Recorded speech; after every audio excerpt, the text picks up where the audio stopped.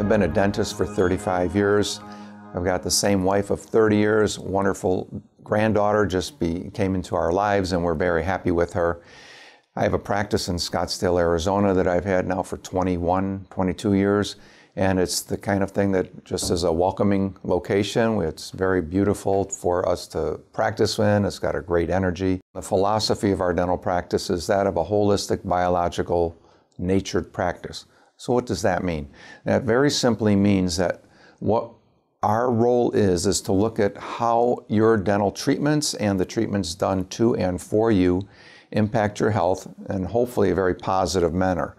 For instance, some of the materials that are used in dentistry aren't necessarily healthy for everybody. So how do you know if that material that we want to use is healthy for you? One of the ways that we do that is through the use of a blood serum compatibility test that's available from a laboratory that we use and have for many years. And that tells us then what material is the best one or ones that are available for you at this point in your life. So it's not going to challenge your immune system. Other things about that, we look at the structural analysis through the eyes that I bring to the table, for instance.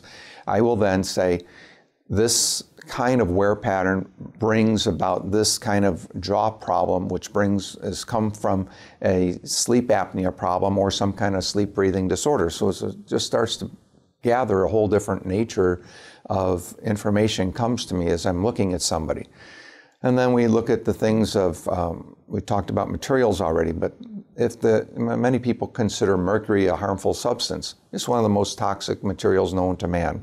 It's not a body-friendly metal, and there is no safe limit of mercury for the body. So we look at that, and we interface and work with different practitioners, and homeopathic practitioners, naturopathic practitioners, chiropractors and the like, for helping people detox their bodies and get better from the effects of the dental materials that have been in their body for many years. Another note, we look at whether or not the area of root canals are troublesome for people.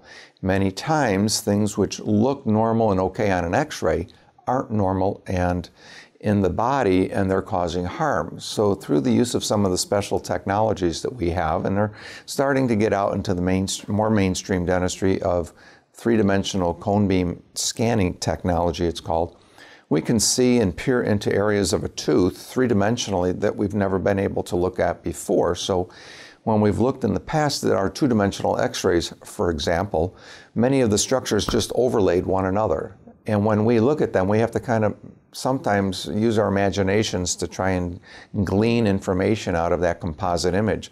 Well, now with the 3D cone beam, we have the ability to see in very, very small detail the inner recesses of the head and neck structures, and not the least of which are the teeth. So we can find diseases and lesions that are in areas of the tooth, for instance, that had been before invisible on a regular x-ray. So you look at all these different types of issues, and that really starts to get a better flavor of what is holistic biological dentistry.